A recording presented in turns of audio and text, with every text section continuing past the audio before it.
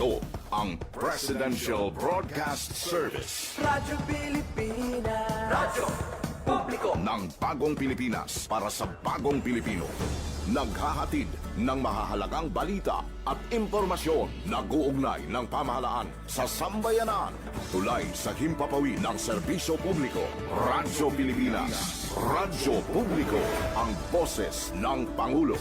Sa Iloilo, Radyo Pilipinas, 585 AM. Philippine Standard Time, alas 2:11 sa hapon. Mga labing ulihing nga hitabo, hibaluon, mga hangkat at tumbangon, mga bagay nga importante, aton ginahalungan, aton ginabantayan. Ululupod kita sa Bantay Banwa, Bantay Banwa, ang programa nga magatulong sa inyo sang labing ulihing nga balita, mga panugyan o kampanya para sa kayuhan sang tanan. Ikaw, ako, kita, Bantay Banwa.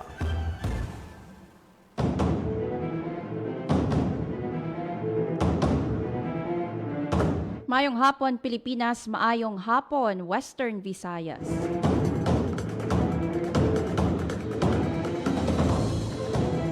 Adlaw kita sang Lunes, Abril 13, 2026. Sa ngalan sang inyong regular anchor, Paul Tarosa, kung inyo kaupod, Hope Torrechante, kag-welcome na sa panibago naman nga edisyon sang Bantay Banwa.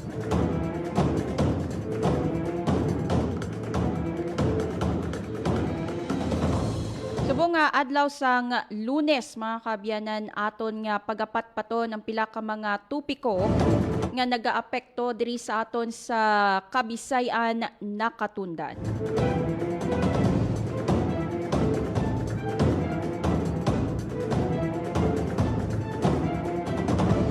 Lakip na dira ang first quarter crime statistics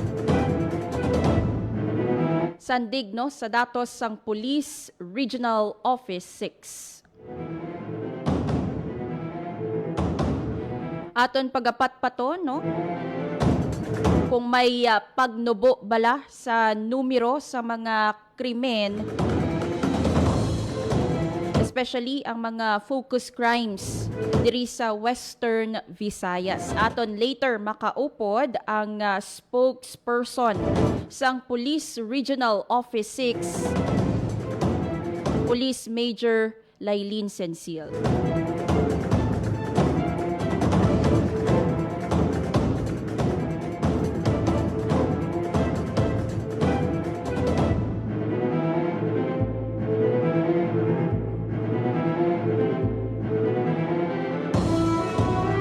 Ibaloon naton mga kaabyanan diri sa programa Bantay Banwa ang mga datos no sang Police Regional Office 6 para sa first quarter.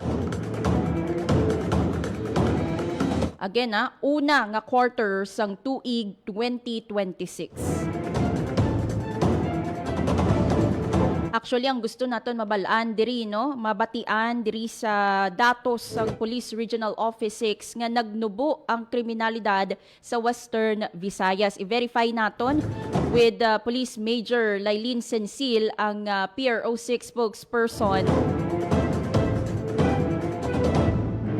Kung bala no, nagnubo gid man ang crime rate or crime incidents diri sa Rehiyon 6. Aside from that, mga kaabyanan, aton man nga pagapat pato no diri sa programa Bantay Banwa ang heat-related illnesses. Ginpatpat ina no sang Iloilo Provincial Health Office, especially no nga nagpapanaog na sang bag-ong direktiba si Iloilo Governor Arthur Defensor Jr. nga nag-reiterate no sang iyang EO nga ginpagwa sang 2025 na angot no sa pagsunod o kon pag-observe sang minimum health standard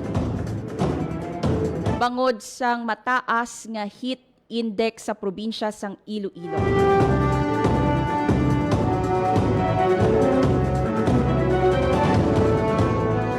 I-check naton with Iloilo Provincial Health Office kung ano ba lang mga heat-related illnesses no nga sarang makuha kung ikaw exposed ka tama no sa mataas nga heat index o kung dangerous level sang heat index.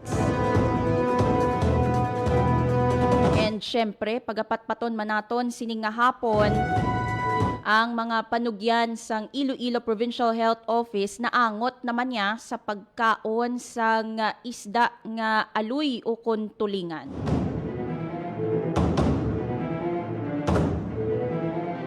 Nabasahan ko no sa Facebook may nag-comment nga ti paano na lang na no. Kay aloy na lang gani ko no ang barato no sa merkado. Amo pa na karon no ang temporaryo nga ginapa-iway.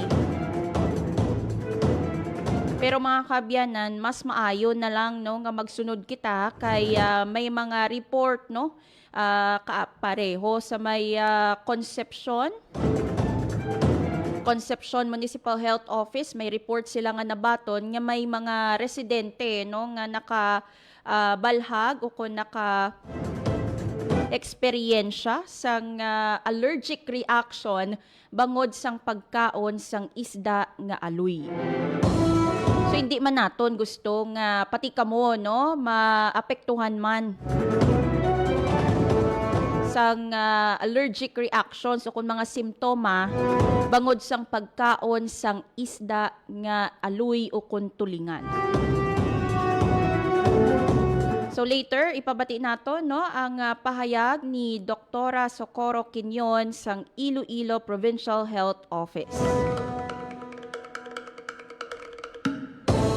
Kaya na-mention naton mga kabyanan ang mataas nga heat index. Of course, i-check naton with Pag-asa Iloilo kung kamusta ngaton lakat sang panahon.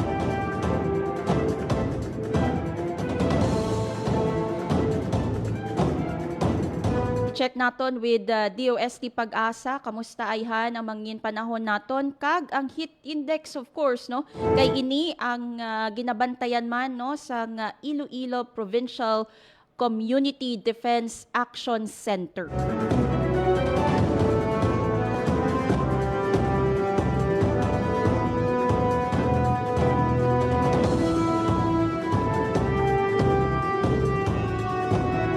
I-check man naton later ang pinaka-latest sa aton nga pagbantay sang Bulkang Kanlaon sa bahay naman sang Negros Island region.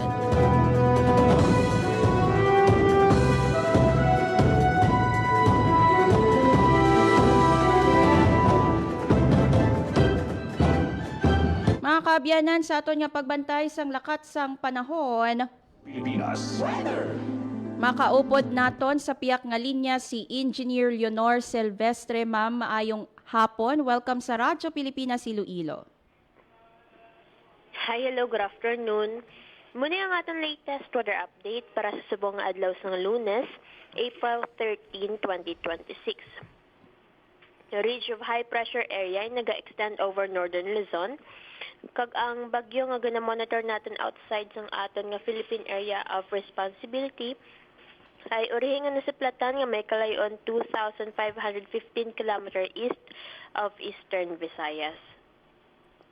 May maximum sustained winds nga 215 km per hour near the center. Kag gastanas nga up to 265 km per hour. Ang iya hulag ay pa northward at 15 km per hour. Dirim naman sa Western Visayas, generally fair weather kita pero wala man natong ginadula ang mga posibilidad sa mga isolated mga pag-ulan, pangalat kag panaguob, tuga sa mga localized thunderstorms. Mahina, tubtub makasarangan naman ang hangin naton nga magahalin sa direksyon northeast to northwest, nga magadalas ang makanay tubtub makasarangan ng pagbalod ang aton kadagatan. Forecast temperature natin generally nasa 24 to 35 degrees Celsius. Ang adlaw nagbutla kaginang alas 5:40 kaginang aga kag magatunod ini alas 6:01 karon sa hapon. Kag ang aton forecasted maximum heat index para sa karon nga adlaw ay yara sa may 39 degrees Celsius. Kag muna ang aton latest weather update. Halin diri sa may Iloilo Doppler radar station. Ako si Leonor Sylvester. Madamo gid nga salamat. Engineer Leonor, no, iklaro lang naton ano ba lang temperatura ang makabig naton nga sakop no sang dangerous level sa nga heat index. Ang ano ma'am, sa danger level sa atong nga heat index, nasa 42 to 51 degrees Celsius ma'am. So far, Ma'am Leonor, no, sa aton padayon nga pag-monitor sang heat index diri sa Region 6, nakabalhag na bala kita sang heat index nga 42 degrees Celsius. So far, wala pa man ma'am kita may na-record. Oh well, sang March 1, naka-record kita sang 42, pero the rest wala naman. For the month of April, wala na kita may na-monitor nga 42 degrees Celsius nga heat index, but silingon wala pa kita naka-monitor no sang dangerous level nga heat index diri sa Region 6 ini nga bulan sang Abril. Pero anong imo mga mapanugyan, Ma'am Leonor, no, sa aton nga mga kauturan? Ang ano lang kita, if possible, hindi lagi kita magpatama ka babad sa init, suksok lang kita sa mga lightweight, light colored clothing, mag-inom kita sa madamo nga tubig, stay hydrated kita, kagbag, dala lang kita premium sa protection sa init. Sa ano nga mga oras, Ma'am Leonor, no, ang ginakabig naton nga kumbaga delikado nga mga oras bangod sang mapaang panahon subong sa aton sa Region 6? Well, ano ma'am, possible mga around 12 to 2 p.m. ma'am. Ang matama ka mainit yun. With that, ma'am, no, madamo gid nga salamat, Engineer Leonor Silvestre sang Pag-asa, Iloilo. Welcome ma'am. Radyo Pilipinas. Mga kaabyanan, nabatian no, si Engineer Leonor Silvestre sang Pag-asa, Iloilo, nagatag sa aton sang pinaka-latest sa lakat sang panahon. And at the same time, no, sa padayon naton nga pagbantay sang heat index o kun ang kapaangon no, nga nabatsyagan sang lawas sang tao. Pilipinas. So, sang March 1, so no, kay Engineer Silvestre, nakabalhag kita sang dangerous or danger level nga heat index, no? 42 degrees Celsius. Meanwhile, no, subong nga bulan sang April, wala pa na naton nalabot, kagkabay pa hindi gid naton malabot, no, kay kabudlay and syempre, no, delikado para sa aton nga mga vulnerable sectors, especially ang aton nga mga katigulangan. Also, ang aton man nga mga babies or ano na, mga kabataan, mga younger pagid bala ang ilang nga mga edad kay sila no ang pinaka-vulnerable sa sining mataas nga heat index.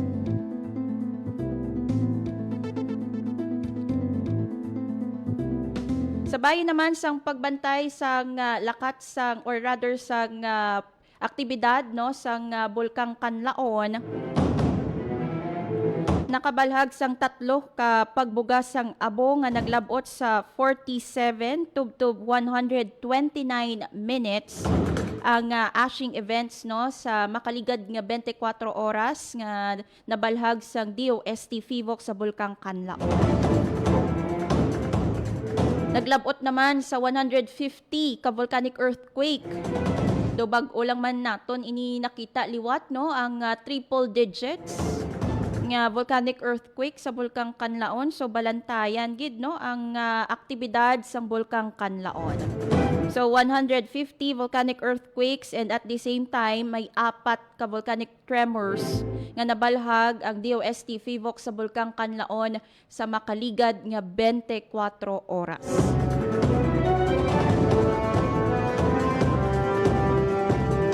Pero kainas ang aga mga kaabyanan, may ashing events naman nung na-monitor ang DOST FIVOC sa Kanlaon. Sa gihapon, nakasaka sa Alert Level 2 ang Bulkang Kanlaon sa Negros Island Region. Kaina mga kaabyanan, aton nga na-mention no, ang mataas nga heat index diri sa aton sa Western Visayas. Diri sa probinsya sang Iloilo, nagpagwa no sang direktiba si Iloilo Governor Arthur Defensor Jr. nga nag-reiterate sang iyang anay executive order nga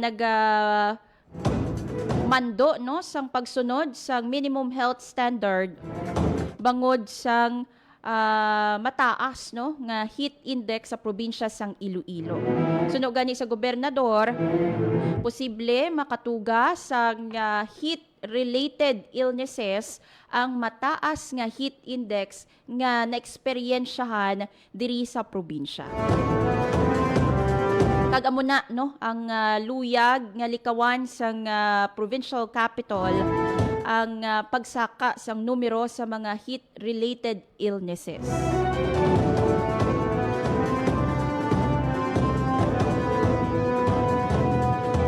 So ano bala ang heat-related illnesses mga kabiyanan? Kay ang Iloilo Provincial Health Office nagpagwa man no sang ilang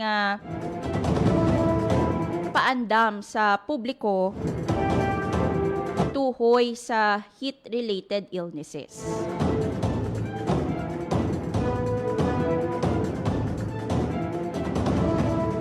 So yari mga kabiyanan, ilang taon nato no ang video nga gin-upload man no sang Iloilo Provincial Health Office na tuhoy sa heat-related illnesses. Ini para mas mahangpan naton straight from the experts no kung ano bala ang bot silingon sang heat-related illnesses kag ano no ang posible epekto sini sa aton ikaayong lawas.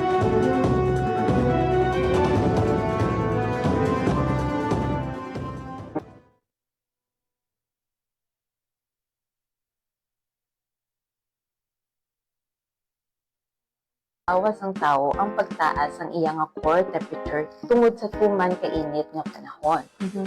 Diri nakakabilang ang heat cramps ukon ang ginatawag nga pagbiring sang aton nga mga pusog-pusogan ukon ang bahin sang aton nga mga braso diri sa aton nga tiyan tugas ang kakulangan sa tubig ukon electrolytes tungod sa sobra nga pagpamalhas samtang gobra ukon hampang sa tuman kainit nga panahon.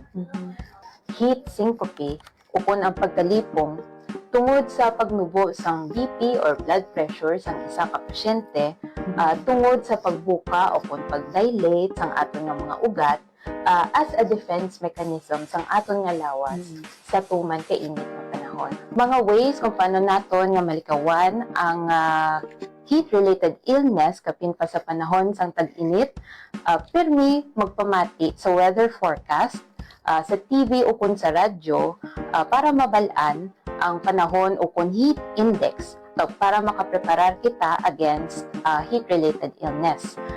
Limitahan man ang pag-ubra o kun pagguwa sa mga panimalay kapin pa sa pinakamainit nga tion sang adlaw. Kung hindi malikawan ang kinahanglanon nga magwa sa panimalay, magsuksok sa mga presko o kun manipis nga mga bayo, magkalo o kun magdala sang payong. Sa mga kinahanglan, mag-ubra sa tungang adlaw, parehas ang aton mga utod nga mga mangunguma, construction worker, o kun mga delivery drivers, tinguhaon nga makapahuway ka makapahandong, ka mag-inom sang damo nga tubig, o kun oresol. So, Doc, pareho sa amon, Doc, nga mga bystanders, so ano bala, Doc, ang mga pwede namon mahimo kung kami makakita sang isa ka tawo nga gaka-experience siya sang ginatawag naton nga heat stroke? Yes, this is very important kay para makabulig kita sa aton mga isig katawo nga biskan sa first aid makabulig kita no. Tandaan kag kilalahon ang mga sintomas sang heat stroke subong sang mainit, mala kag nagapalamula nga panit, madasig kag manabaw nga paginhawa, madasig nga kuba-kuba sang dughan, pagkalipong upon pagsalasala. dalon gilayon ang pasyente sa pinakalapit nga lugar nga mahandom kag magtawag sa inyo nga designated emergency hotline sa inyo nga mga LGU para madala ang pasyente sa pinakamalapit nga healthcare facility. Kakson ang mga dugang nga mga bayo nga pwede makadugang sa init nga ginabatsyag sang pasyente. Wisikan sang tubig ang lawas sang pasyente kag paypayan ini. Pwede man makabutang sang ice o kon ice packs sa liog, sa ilok, sa palad, kag dapatapa sang pasyente. Kung bugtaw ang pasyente, paimnon siya sang tubig o kon orisol.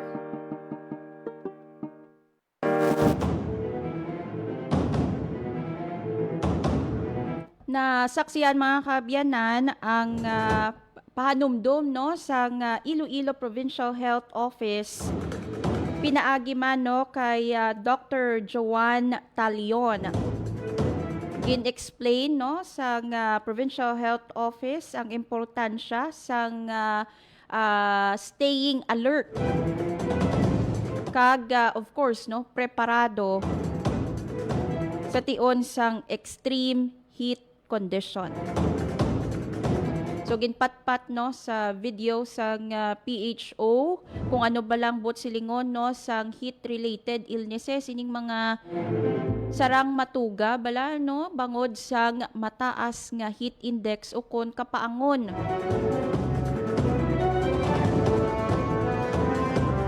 Gusto nato ni emphasize mga kaabyanan nga officially na no na declare sang DOST Pag-asa ang tig-ilinit. So hindi na ni kumbaga makatilingala kung nga nagaka-eksperyensya kita no sang mapaang nga panahon.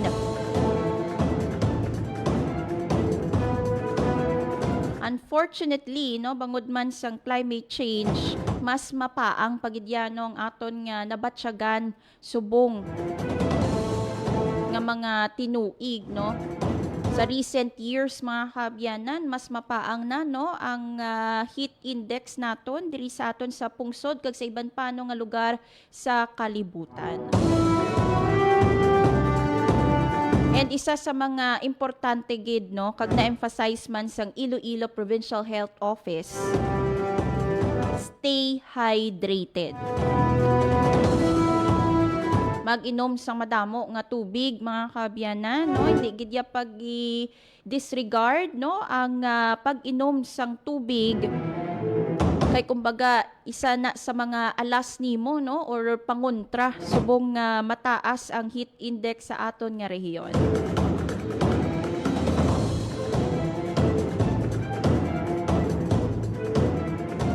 And ang isa man sa gin-emphasize no sang Iloilo Provincial Health Office nga kung mahimo no may ara gid kamo sang numero sang pinakamalapit nga health center o kon ospital no or district or provincial hospital para madalaan sa mga pasyente nga nakaagom sang simptoma bangod sang mataas nga heat index. Ini para makatawag no makapangayo sang bulig ang aton nga mga kauturan sa tion sang emerhensya. So i-check nyo na ang mga lihitimo nga mga numero sang mga health centers, ospital no sa inyong nga lugar para makapangayo sang tabang. Wala naton ginapangayo but ginapreparahan ang posibilidad no sa mga heat-related illnesses. Hindi lang sa aton kaugalingon but of course para man sa aton nga pamilya. Philippine Standard Time 2:34 sa hapon. Sa aton nga pagbalik mga kaabyanan, aton nang patpaton no ang first quarter crime statistics sang Police Regional Office 6. Kay later makaupod nato no ang spokesperson sang PRO 6 si Police Major Lailin Sensil. And if we still have time later, mga kaabyanan, aton man nga patpaton no, ang mga panugyan sang Provincial Health Office para naman niya sa pagkaon o kon pagkonsumo, pagbaligya no sang isda nga aloy. Again, i-emphasize naton no, may report nga may mga nakabatsyag sang allergic reactions bangod sang pagkaon sang isda nga aloy o kon tulingan.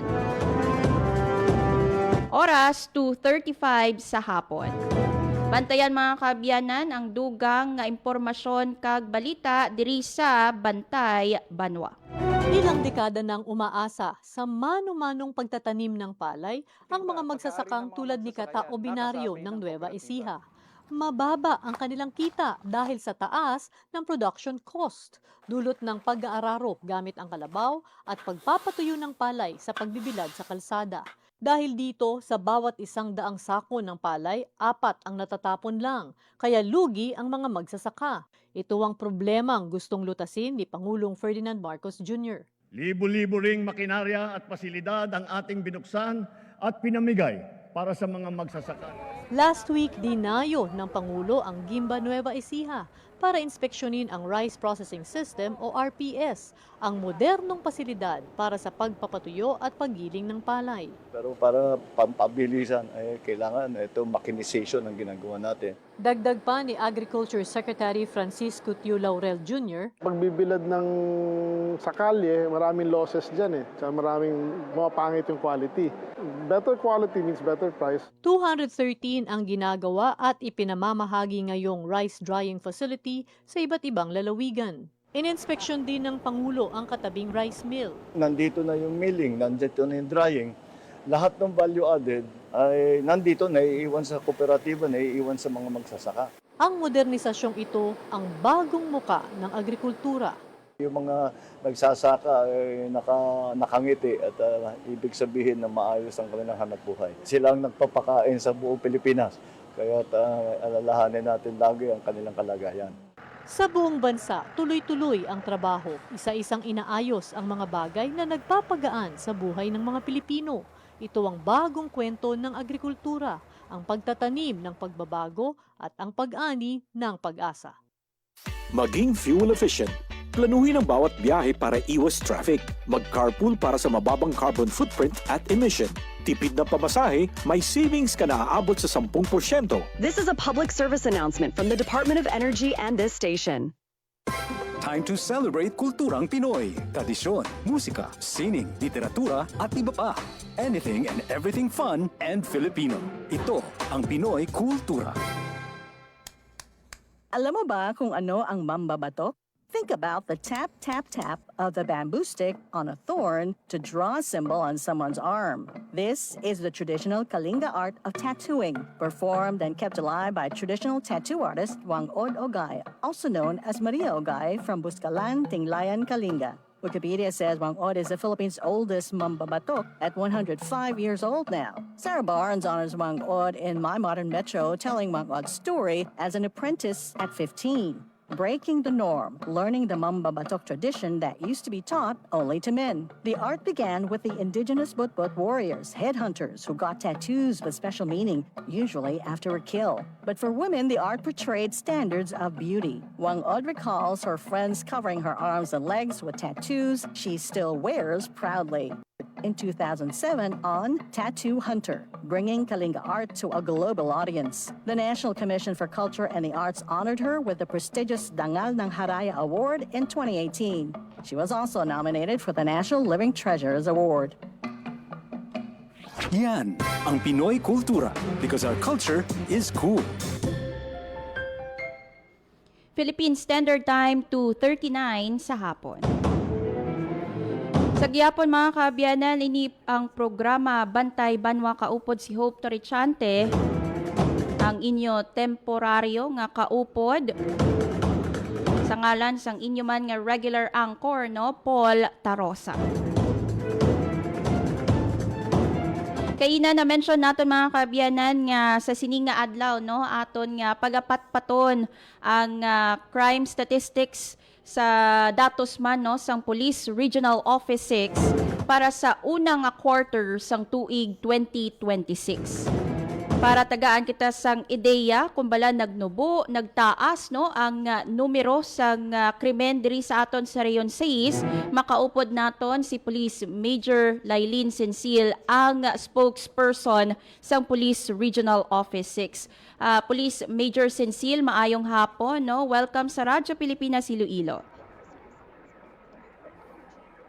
Hi ma'am, good afternoon.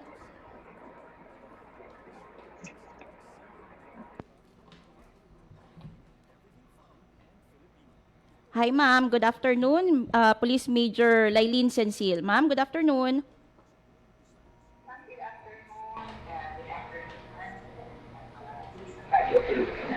Yes. Ma'am, i-check nato no kung kamusta ang crime incident diri sa Western Visayas subong quarter no or unang quarter sang tuig 2026.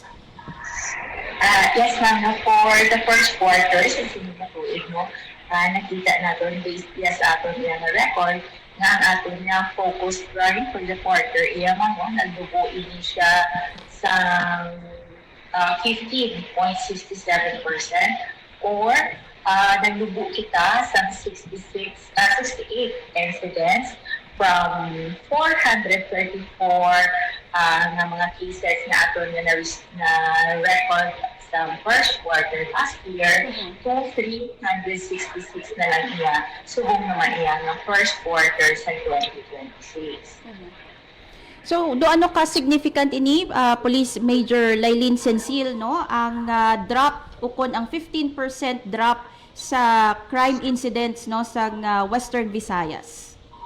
Pwede rin natin makita iya ma'am no, na ini siya isa sa indicator no, sa ating peace and order.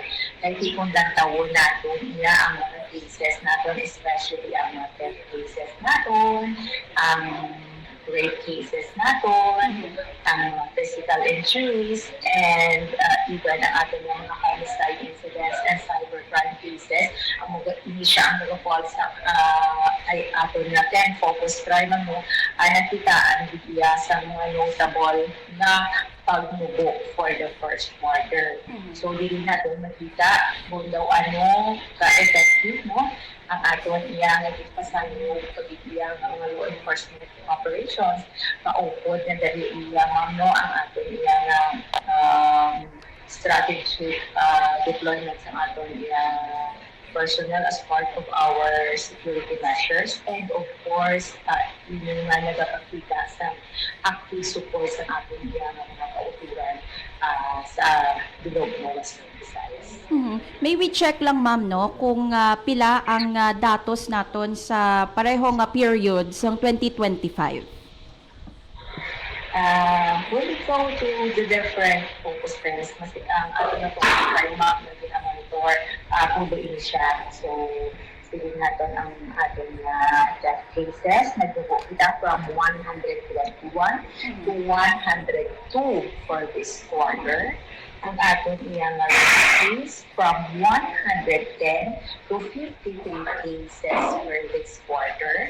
Ang ato naman na physical injury from 90 to 81. Ang ato na homicide incidents from 28 to 15.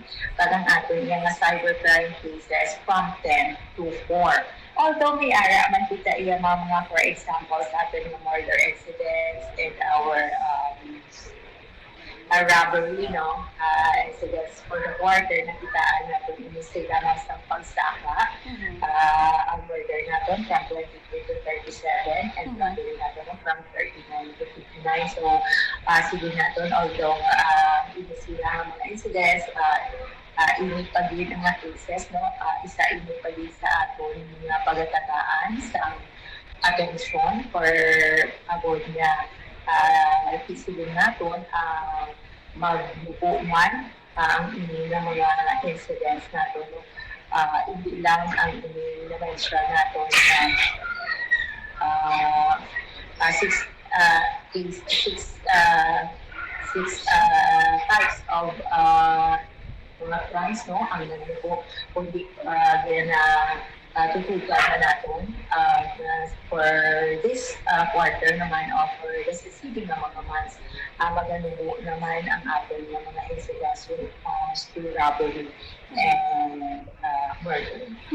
Which provinces, no, Major Sensil, ang nakakontribute, no, sa most decrease kag nga aayhan, no, nakabalag kita sa mga pagnubo ngayon sa mga probinsya o kon syudad sa Western Visayas? Sa ako na mga provincial and city level, no, ang Iloilo province, no, moini siya ang may pinakadako na pag-decrease of the 10 focus crime with 48 fewer cases. Nasunod din si Aklan with 27 incidents reduction. Kag si Dimaras, no, may slight decrease na siya nga 2 incidents. Si Antique, the same lang siya, no, ang mga incidents last quarter to this quarter na record.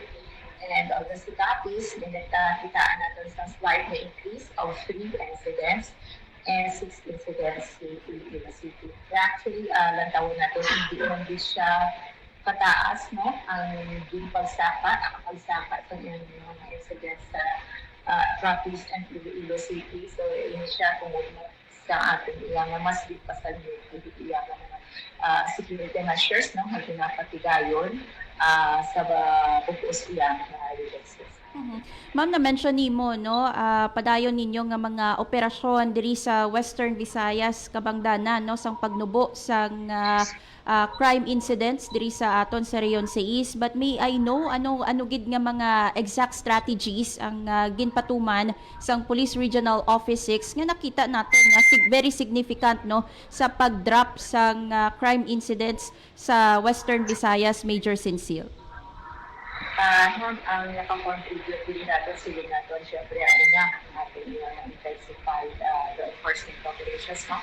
Nakita naman natin for the first quarter, i-compare natin ang ating mga law enforcement operations for the last quarter. For the first quarter of last year, nakita natin na ang dako ang pag-increase ng ating mga operations na pagkakatayon. Ikadua ang ating sustained police visibility iyan, especially sa mga places of convergence. Pangatlo, ang ating intelligence-driven operations, pina-intensify natin ang ating intelligence monitoring. Ika-apat naman ang ating collaboration sa mga different LGUs and to the communities na nakita natin ang suporta sa komunidad dito sa ating sa Region 6. Kay one instance lang dito yung sa ating campaign against use firearms, no? Kadako sa ating na recover through voluntary surrender sa ating mga kauturan, no? And even sa campaign natin against illegal drugs, sa mga volumes na atin nakuha. So isa dila ang nakakuha natin, na-accomplish natin tungkol sa treatment sa ating mga concerned citizens sa Diligas States. Very commendable, ma'am, no, ang drop nga ini sa crime incidents sa Western Visayas. Although ara pa lang kita sa first quarter sang tuig 2026. But despite the decline, Major Sensil, may mga ginakabig paayhan kita nga mga hotspot or areas of concerns diri sa Region 6. Actually, ma'am, ang mga most, especially sa mga murder incidents natin, sila natin nakitaan, mostly sa ilan nagkakatabo sa mga far-flung areas. Sa mga areas usually hindi na malapot sa ating deployment, sa ating mga personnel. So sa dili nga mga areas, dili naman natin empower naman natin ang ating mga force multipliers. And then isa dili especially sa kampanya natin, dili sa mga murder, especially the use of firearms. Isa din sa ating iyan na pagpasaliw ang campaign natin against these firearms. So that's why kita iyan nagkakasalamat sa suporta sa ating iyan mga pumuluyo kung sabihin sila may voluntary na bigyan na nag-surrender sa nila ilang mga use firearms. That ating pagtitiyang ila-sustain ang ating ilang kampanya, ang ating mga crime prevention measures, nagpadayon pagig natin ilang i-strengthen ang ating mga partnership natin sa ating mga community, about ma-maintain natin ang peace and order ilan. Major Cecil, gina-expect bala naton nga magsigisigi ang decline nga ini tubtob no sa second quarter and tubtob sa fourth quarter no sang tuig 2026. Yes, ma'am, ini ang ating sige natin ang ating mga crime prevention measures no ating i-sustain. Actually, every week we do conduct enhanced management police operations meeting. Every week natin, pinalantaw natin, pina-review natin kung ano ang mga incidents na nakalatako dito sa ating region. And we are addressing kung ano man yung mga costs ang ating na-identify at kung ano pa dito ang mga strategies, ano pa dito ang mga measures na pwede natin dito agad na padayon siya yung mga kalubuan ang ating ang mga crimes na nagkalatabo. Ito isa pag-isip na stress natin mo ini siya na ibok natin yung kakinahanglan sa support sa ating mga pamilya. Ang pag-maintain sa peace and order, public safety is a shared responsibility. So yun ang ating padayon ninyo sa ating mga pumuluyo na suportahan ang ating kampanya agad na sige natin ipadayon na mag-aanibo pag ma-enjoy natin na mga peaceful, pag-ibig na mga peaceful yan ang bukos yan ng Region 6. Yes, and we agree to that, no, Major Cecil, no, nga ang peace and order, public safety, no, hindi lang trabaho sa aton kapulisan but it's a collective effort, no, kaupod ang aton nga LGUs and of course ang aton nga mga pumuluyo. Siguro last na lang, Major Cecil, no, ang imong mamensahe sa aton nga publiko tuhoy sa safety and vigilance agud nga mapadayon naton ang pag-decrease no sa crime incidents sa Western Visayas. Yes, na una ang Police Regional Office 6 no sa pagpapulis ng ating Regional Director, Police Brigadier General Joseph Lubigan. Nagpapasalamat din sa suporta sa ating mga pumuluyo na sa ating mga campaign, different anti-criminality campaigns. Kasi atong padayon na hindi sa ating mga kauturan na maging padayon kita na maging vigilant kung ano man ang mga kumayara ng mga kahinala, mga suspicious activities sa inyong lugar, sa inyong palibot, pwede dito ka magtawag sa 911 o kung sa pinakamalapit na numero sa pinakamalapit na police station sa inyong lugar. Yes. And with that, ma'am, no, madamo gid nga salamat, Police Major Lailin Cecil, ang spokesperson sa Police Regional Office 6. Thank you so much, ma'am, pagpalimapin din sa ating kanina. Yes, na batian mga kaabyanan, si Police Major Lailin Cecil, ang spokesperson sa Police Regional Office 6, naghatag sa aton no sang pinaka-latest nga datos so kon ining statistics sang crime incidents sa rehiyon no para sa unang quarter sa tuig 2026. May pagnubo no sang 15% ang numero nga nabalhag no sa Police Regional Office 6 sa kriminalidad no diri sa aton sa Rayon 6. Kabay pa mapadayon nato ng ini nga decline sa numero sang crime incidents and isa man gani no sa ginakampanya sang Police Regional Office 6 ining police visibility and of course no sa sige-sige nga education o kon pagtudlo sa mga pumuluyo sa mga dapat no especially yung mga sandig sa aton layi. So madamo gid nga salamat Police Major Lailin Cecil kabay pa no. Sa second quarter, makabalhag naman kita sang another significant decline sa crime rate sang Western Visayas. Philippine Standard Time 2:55 sa hapon. Madamo gid nga salamat mga kaabyanan sa inyong pag-upod, especially sa aton nga Facebook Live no kag sa radyo sa 585 AM. Syempre, thank you man sa aton nga mga katuwang technical. Diri sa studio, Engineer Roy Louie Kaipang. Kag sa transmitter, Sir Jeffrey Betita.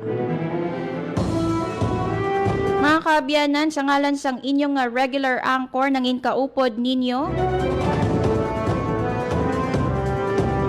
Sa ngalan ni Paul Tarosa, ini si Hope Torrechante, kag ini ang Bantay Banwa. Ang inyong tulay sa himpapawid ng serbisyo publiko. Ang Presidential Broadcast Service, Radyo Pilipinas, Radyo Publiko. Radyo Pilipinas. Radyo Publiko. Kinilala ng pang-international at prestigyosong Asia Pacific Broadcasting Plus Awards 2025 para sa kategorya ng Government Streaming. Ito ay dahil sa epektibo nitong pagsasanib ng mga tradisyonal na